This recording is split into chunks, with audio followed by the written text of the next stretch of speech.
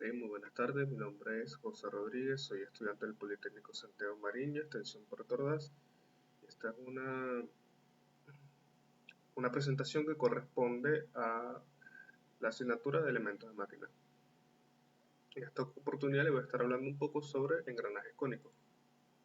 Tenemos cuatro tipos principales de engranajes cónicos. Tenemos el engranaje cónico recto, el helicoidal, el hipoides y el espiral. El recto, sus ejes están perpendiculares uno con respecto al otro y como su nombre lo indica, sus dientes son rectos, por lo cual engranan perfectamente. Y tiene la desventaja con respecto a los demás de que son bastante ruidosos y también sus cargas no son distribuidas de manera homogénea, por así decirlo. Es decir, tienden más a patinar, deslizar y a fracturarse también. Pero hablando en el universo de los engranajes cónicos, es el engranaje más sencillo de fabricar y también el más económico. Tenemos también, a su vez, el engranaje helicoidal, que comprende el mismo concepto del engranaje recto, solo que sus dientes van de forma como de hélice, por lo cual le da un mejor agarre y una mejor distribución de carga. El hipoides tiene sus ejes cruzados, pero no se interceptan. A diferencia del engranaje helicoidal, eh, este se puede utilizar de manera desplazada con respecto a sus ejes. Tenemos el engranaje cónico de espiral, que sus dientes están en forma de eje espiral, por lo cual genera una mayor superficie de agarre también, y en este caso los dientes del espiral están mucho más pronunciados que los del helicoidal. Características. Ok, tenemos en las características principales lo que es el ángulo de paso, que está formado por el cono primitivo del engranaje. Tenemos el cono exterior, que es la superficie externa del engranaje. Tenemos el cono interior, que es la superficie interna del eje. Tenemos la línea generatriz, que es la línea que forma la superficie del engranaje. Tenemos el paso circular, que es la distancia entre un diente y otro. Tenemos el diente, que es el elemento que transmite el movimiento. El ángulo de presión, que es un ángulo estándar de acción del diente, que por lo general es 20 grados, pero hay 21, 22.5, entre otras más. Tenemos la relación de transmisión, que es el cociente entre las velocidades y los dientes del par de engranaje. Ok, para darle un poco de sentido a lo que acabo de explicar, aquí tengo un diagrama de lo que es un engranaje cónico recto, en lo cual tenemos el piñón, tenemos la cabeza o la rueda, y tenemos sus distintas partes. En esta línea segmentada que vemos tanto el piñón como la rueda es donde iría el eje. Y cuando estos dos se juntan, que es el ángulo del eje, aquí lo dice ángulo del eje, tenemos un ángulo de 90 grados. Dicho ángulo forma un vértice de inclinación perfecto, en lo cual los dientes del piñón coinciden perfectamente con los dientes de la cara si lo vemos en ángulos opuestos. Esto quiere decir que los dientes del piñón, mientras más se van acercando a la base, son más gruesos, y mientras más se van acercando a la punta, son más finos. Tenemos también la distancia de montaje, que es la distancia de la base hasta la mitad del vértice, donde, donde es el ángulo cero, pues mejor dicho, del ángulo del eje. Y tenemos también la distancia de montaje de la cabeza o de la rueda, y también la distancia de montaje del piñón. El ancho de la cara, que es la cara del diente, y los radios de empalme, y, bueno, sin mucho más. Aquí tengo otra imagen más explícita, donde podemos identificar las piezas o las partes de la pieza. Ok, voy a profundizar un poco más en las partes más elementales, como es el diámetro exterior, que se comprende desde las puntas de los engranajes, de los dientes, en la base de las caras, tanto de un lado como del otro, es el diámetro exterior. El diámetro primitivo es el diámetro interior, que va desde la mitad de cada diente hacia el centro, pues. Ok, el diente se divide en dos partes, que es el addendum, que es de la parte superior a la mitad, y el addendum, que es de la mitad hacia la parte interior. Tenemos también lo que es el ancho de cara, que es el ancho del diente. Tenemos la línea primitiva, que es la parte media del diente. Tenemos el eje de la rueda. Tenemos el ángulo de fondo, que es desde el talón del diente, es decir, la parte más interna del diente hasta el eje. Tenemos el ángulo primitivo, que es desde la línea primitiva hacia el diente, perdón, hacia el eje. Y tenemos el ángulo de la cara, que es de la parte externa del diente hasta el eje.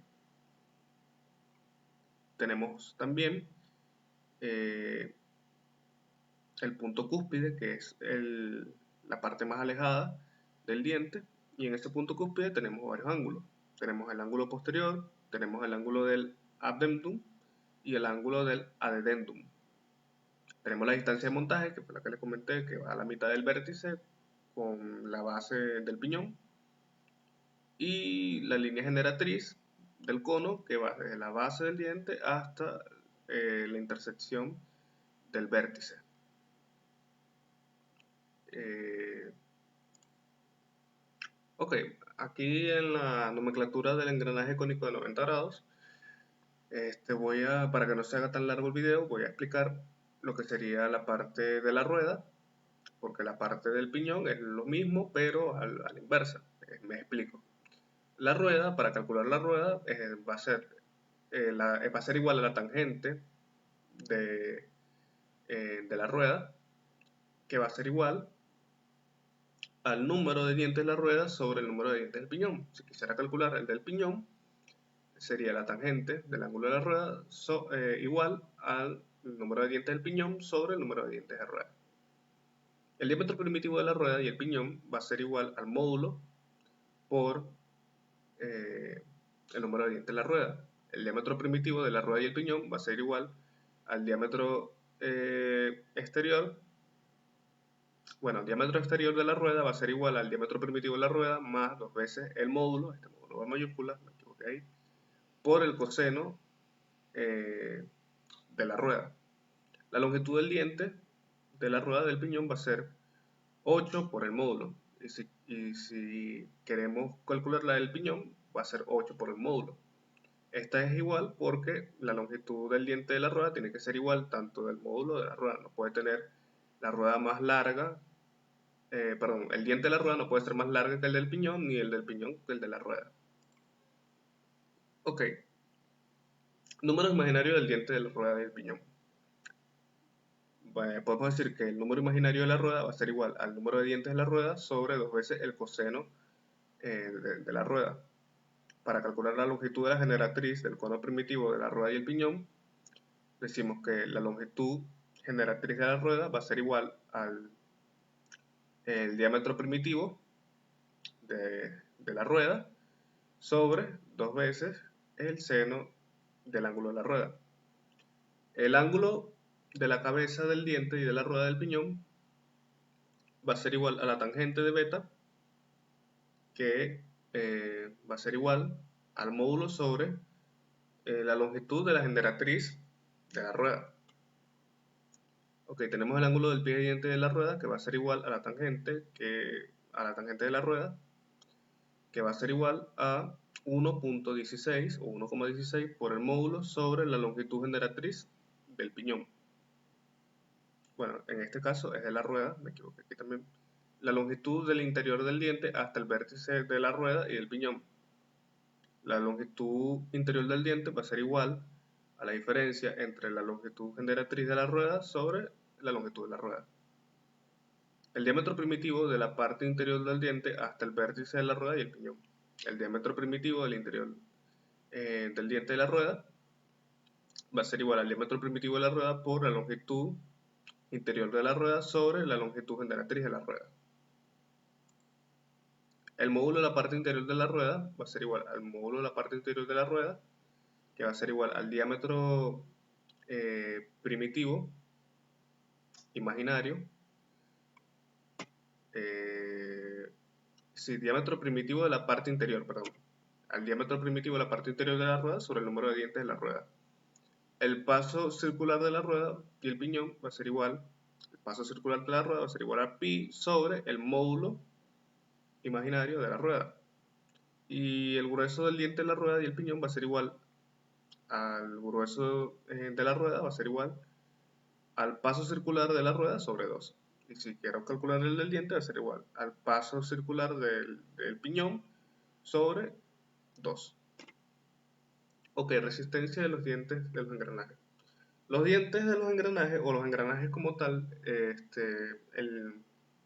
cónicos, sufren o experimentan unos grandes esfuerzos, tanto radiales como axiales, dependiendo la carga que se le aplique, pero generalmente están sometidos a mucho esfuerzo, porque su línea de contacto es mucho más.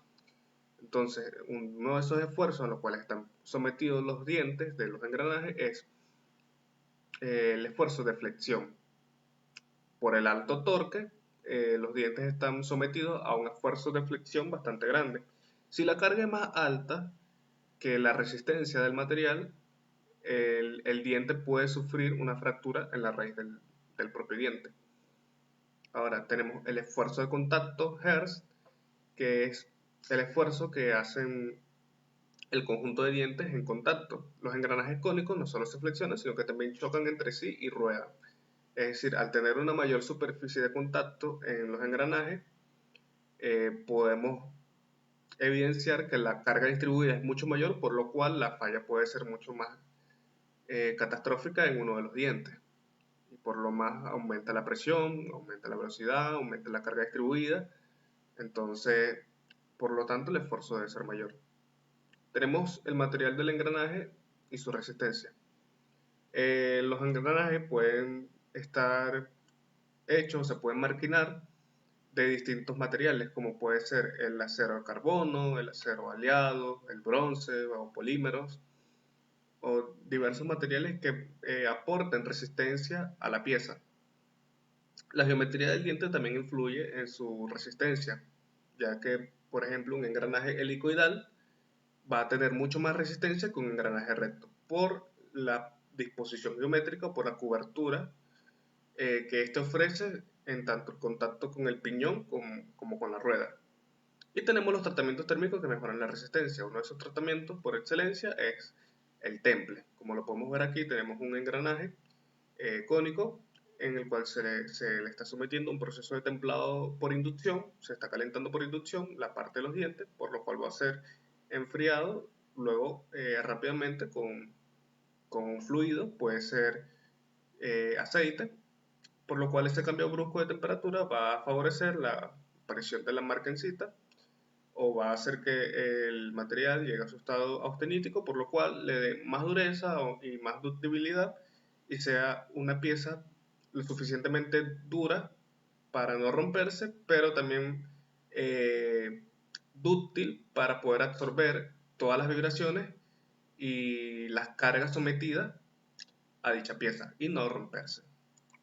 Y sin más que decir, gracias por su atención.